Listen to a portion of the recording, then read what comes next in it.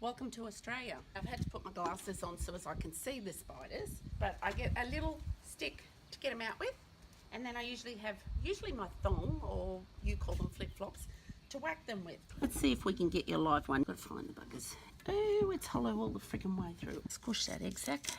Should have gloves on, but of course I don't. Give it a minute and it'll come out an angry redback. Native to Australia. Everyone's scared of them, but honestly, very rarely do you get a bite from a redback. The females are deadly, but there's anti-venom. The males will make you very sick, but that's about it. You'll be vomiting.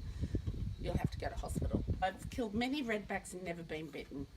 I know you're in there. So that's an egg sac. So we squash them because we don't want them. I'll turn it over and show you. Come on, climb on. Not happy, Jen.